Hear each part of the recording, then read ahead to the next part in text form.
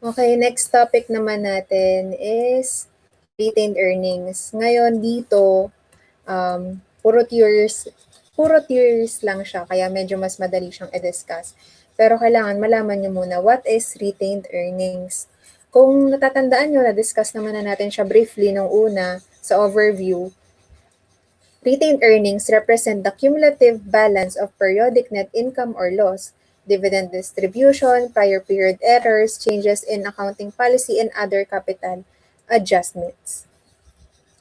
So, the IAS term for retained earnings is accumulated profits. However, the retained earnings account is used in succeeding illustration.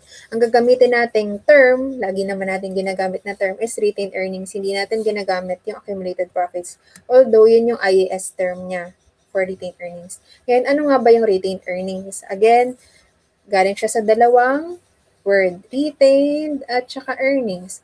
Pag retained, ibig sabihin, tinago mo, tinabi mo. And earnings, kita mo. Ibig sabihin, ito yung mga tinabi mong kita. Ito yung mga ipon ng isang company. Di ba parang tao may ipon din, company may ipon din. So pwede niyang gamitin yan sa iba't ibang bagay. Siyempre, halimbawa kapag may emergency, kailangang gastusin, mahirap na wala kang ipon, wala kang nakatabing perang pwedeng gastusin. Tapos, pwede mo rin siyang gamitin, nagtatabi ka kasi may plano kang halimbawa mag-expand. Kaya hindi lahat ng kita mo, dinedeclare mo as dividends.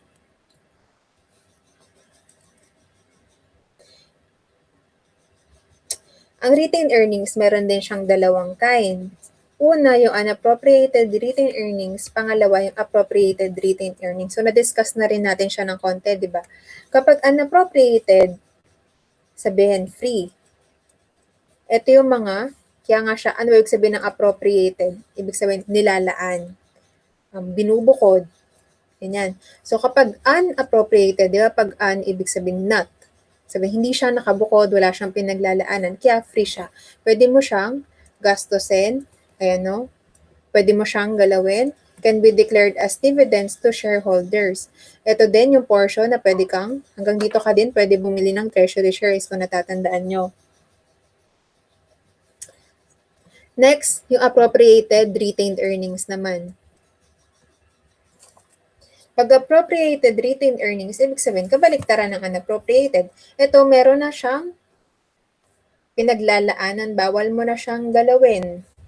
Ayan, which has been restricted and therefore is not available for any dividend declaration. Bawal mo din siyang i-declare as dividends. When the retained earnings account has a debit balance, it is called a deficit. So, ayan. Deficit is not an asset but a deduction from shareholders' equity. The IAS term for deficit is accumulated losses. So, kapag ang balance ng retained earnings mo is negative or debit balance, kapag negative siya, ibig sabihin panay ka loss. Sabihin 2018, 2019, 2020 mo, puro siya loss. Kaya nung pinagsama-sama siya, yung retained earnings mo naging negative din. Ngayon, kapag negative ang retained earnings mo, ang tawag doon, deficit. So, ito, appropriation of retained earnings. Ayan. Ang appropriation for retained earnings, meron siyang tatlong pinagmumulan kung bakit tayo nag-a-appropriate ng retained earnings, bakit tayo may tinatabi. So, unang dahilan niya is legal appropriation.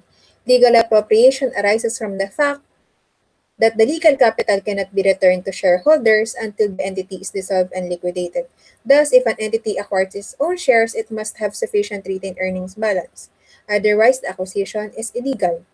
Accordingly, a portion of retained earnings must be appropriated for an account equal to the cost of treasury shares.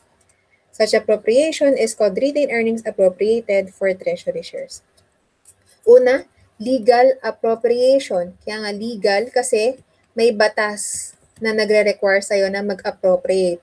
Yung batas na yon is yung legal capital, yung sa trust fund doctrine na bawal kang magsaoli ng capital sa shareholders sa lifetime ng corporation.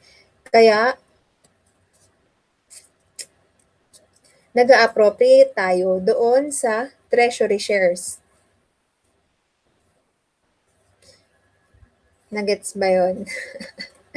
Pag legal appropriation, dahil siya sa batas. And yung isang batas na nagre-require sa'yo mag-appropriate ng retained earnings mo is yung sa Legal Capital Trust Fund Doctrine. And yung isang under doon is yung sa treasury shares.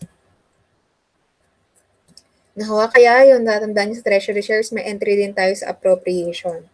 Next is contractual appropriation. Ito naman arises from the fact that the terms of the bond issue and the preference shares may impose restriction of the payment of dividends.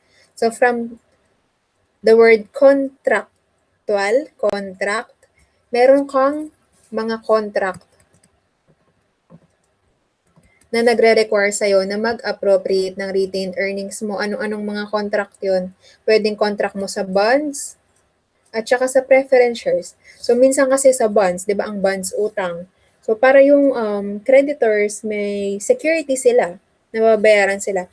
Nagre-require sila na ipa-appropriate yung retained earnings mo. So, para hindi mo siya magagalaw. Diba? Hindi mo siya magagamit, hindi mo siya madedeclare for dividends. Last is voluntary or discretionary appropriation. Pag voluntary, gusto ng company, desisyon ng company na mag-appropriate. So, bakit niya ginusto? Halimbawa, gusto niya mag-expand or meron siyang bibiling mga mamahaling equipment, mga malalaking properties.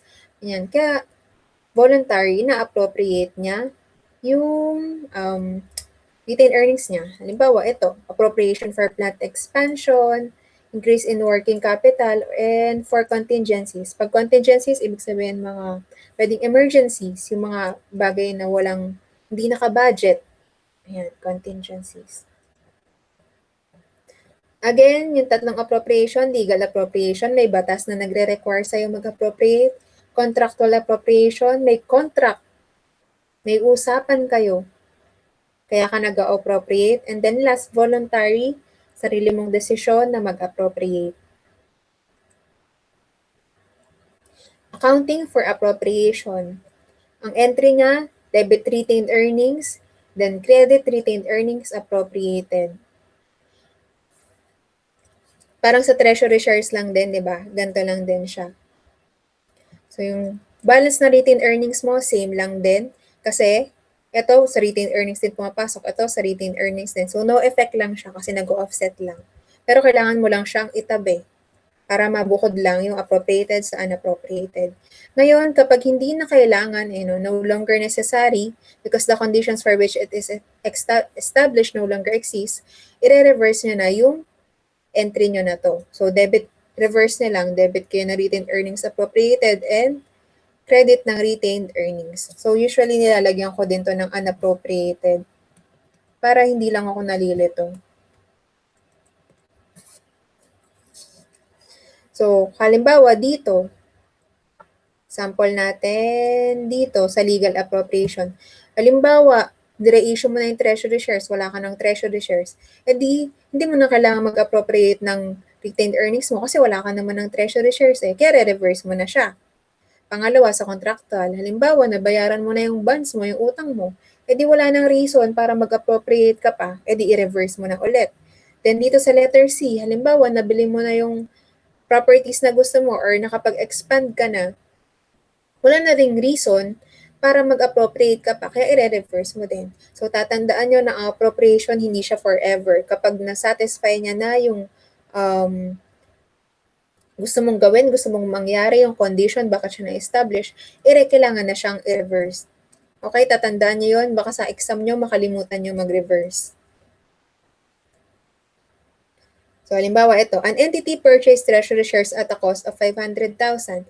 Legally, if the treasury shares are not yet reissued at year-end, this would require appropriation of retained earnings as follows. Ito yun. Bumili ka ng treasury shares, required sa batas, na kailangan ka mag-appropriate pag bumili ka ng treasury shares, kaya nag-entry ka ng retained earnings 500 and retained earnings appropriated for treasury shares 500,000. Ngayon, kapag na-reissue na ang treasury shares, kailangan mo na siyang i-reverse.